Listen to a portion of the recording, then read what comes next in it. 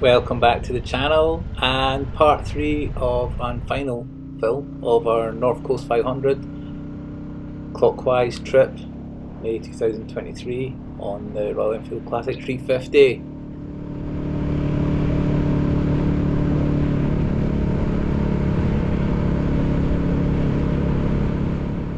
So we got to John Groats, we went up to Dunkelsby Head and we're rejoining the A9 now. We're heading south down the east coast, so this film's going to cover the east coast section and then returning to where we started at Spean Bridge.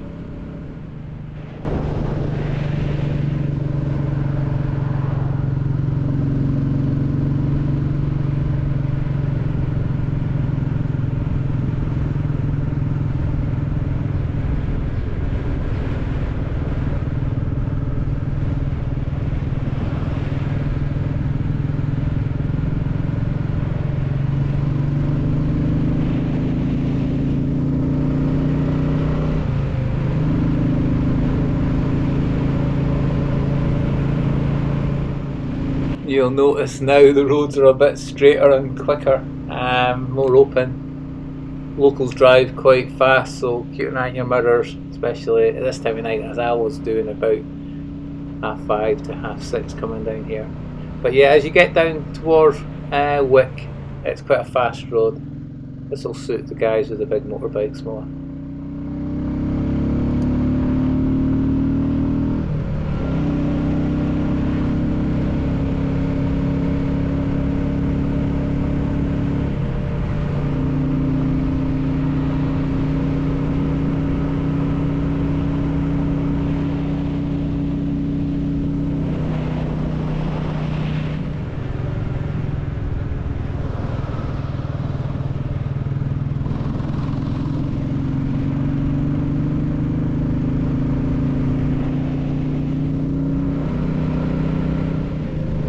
You'll notice here how high up we are above the sea as well.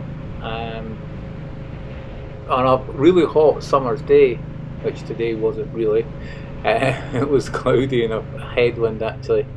It is lovely up here though, really puts a shine on the place.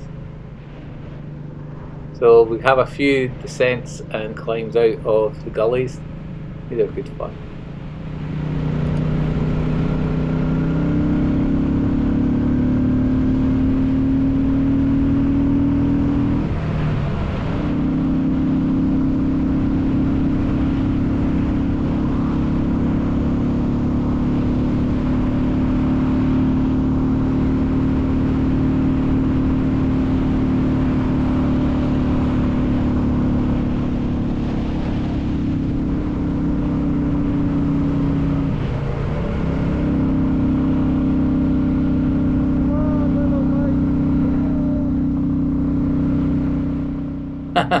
Yeah, it doesn't look that steep on the film with the GoPro that manages to flatten everything, but there's some up and downies, even though it's a long straight road up here.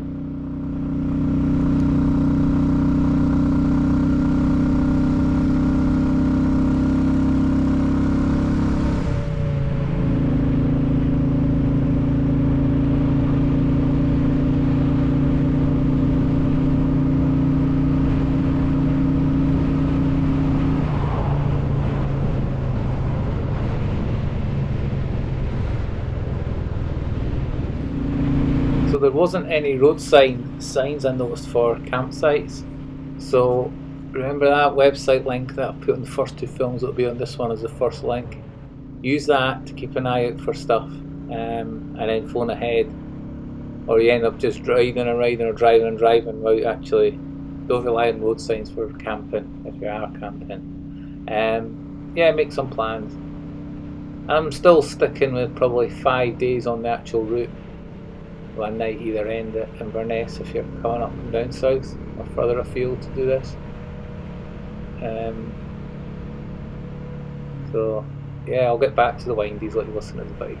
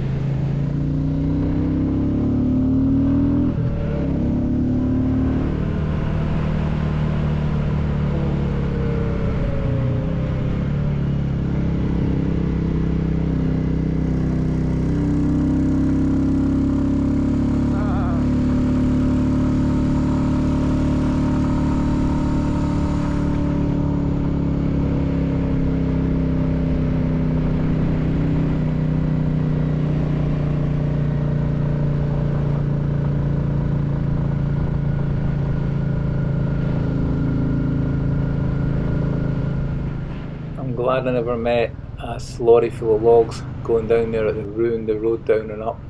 But yeah, the Berriedale Braes, as it's known as, that section, it's good fun.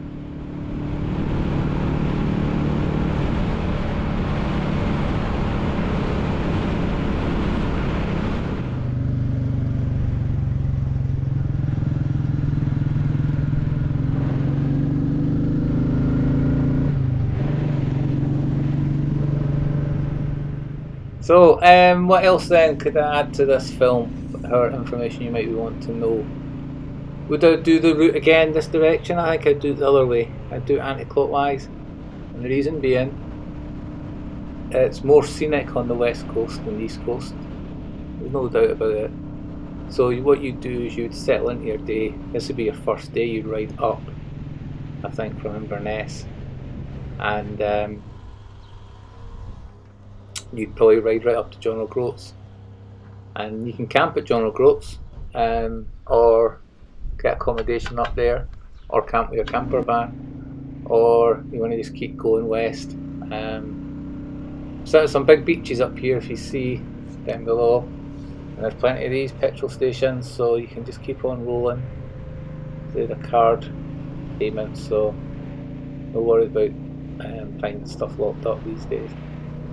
Big changes up here now with that. It's good, you know. It's a shame that it's got so busy, but Scottish Council, or the government, did actually, they promoted all this. It was their idea to make the North Coast 500, and probably a lot of the locals aren't happy with it. And I know there's a lot of bother after the post-pandemic time when everybody was holidaying at home.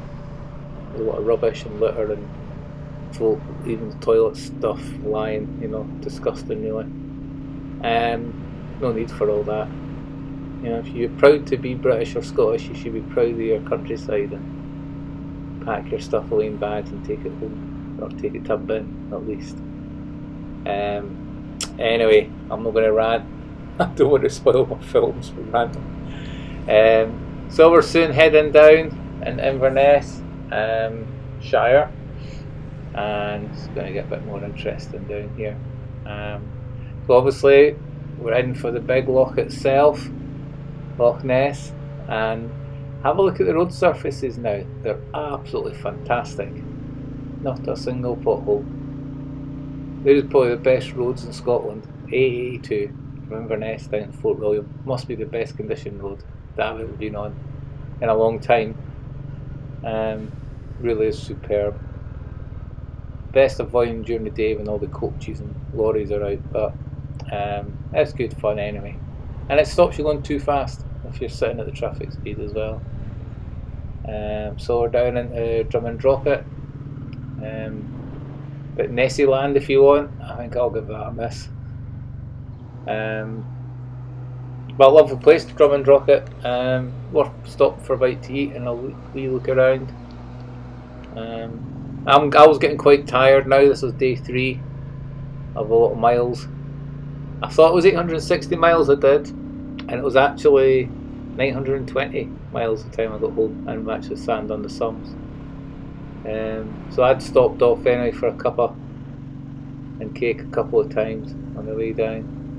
I didn't want just to rush it and get home. I just wanted to finish it in an enjoyable speed, soak it up.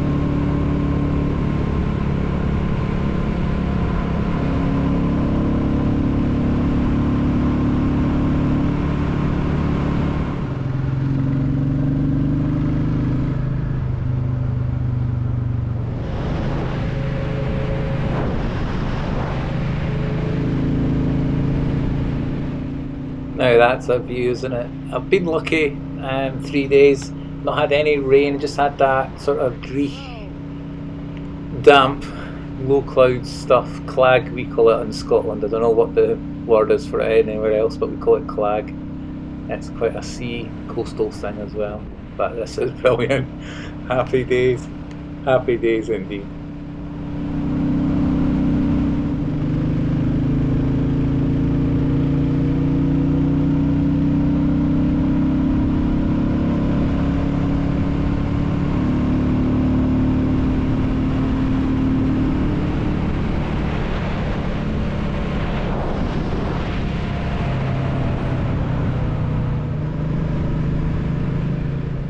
So, into Fort Augustus. This is Tourist Trap Central.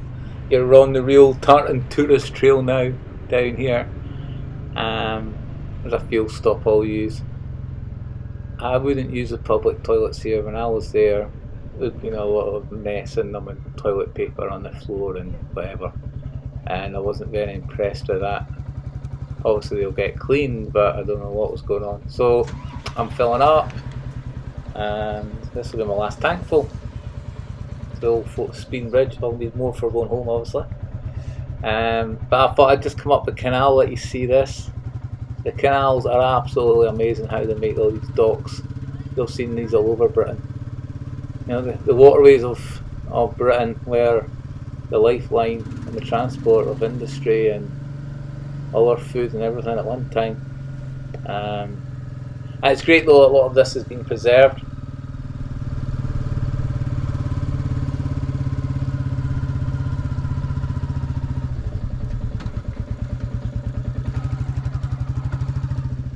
I just popped up and parked up here for a wee cheeky photo of the bike with the canal. You know, no one bothers the backside when you put her up. In fact, most people actually, if they come and speak to you, they'll come over to have a nosy at the bike and ask how old it is and did you restore it yourself. Then watch their face when you tell them it's actually a year old.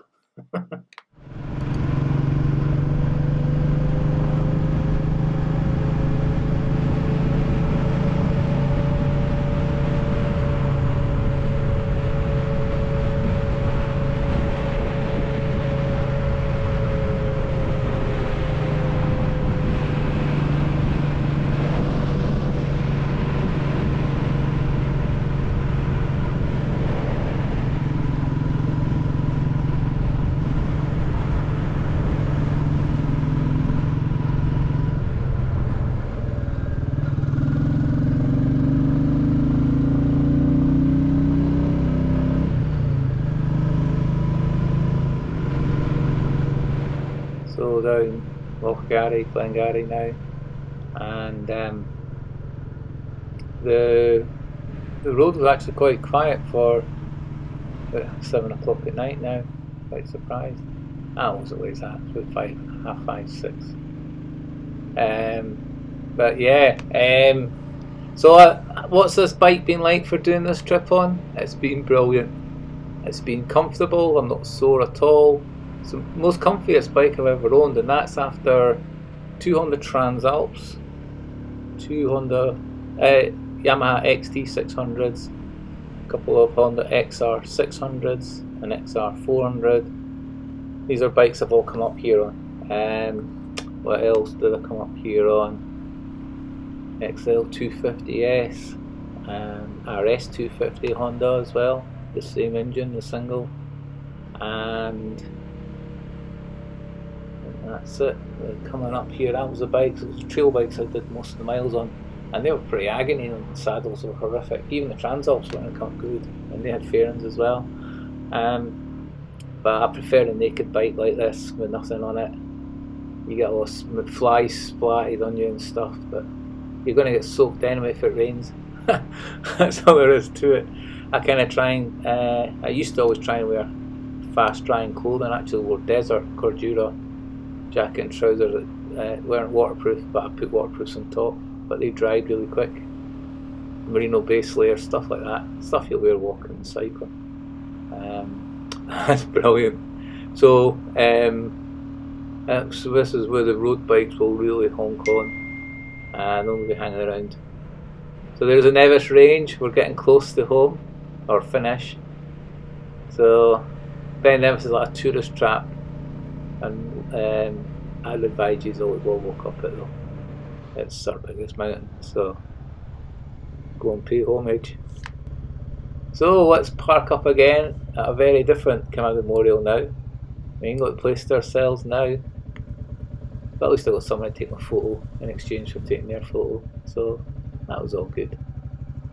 But what an amazing place to finish the trip for me. Yeah, I've still got 260 miles to get home, but we'll worry about that after we get some photos.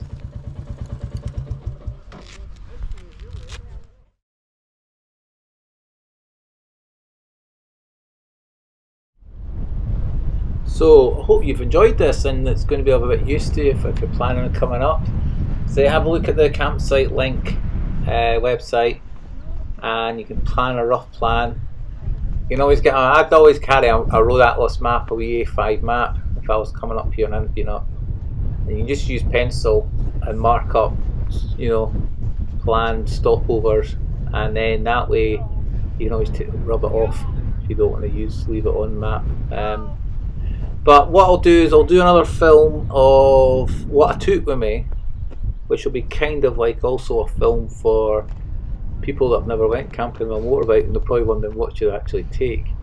Well, I can show you the minimum. I went light, and this will be the actual minimum you take, and maybe a wee guide as well on what sort of money you need to really spend on tents and stuff.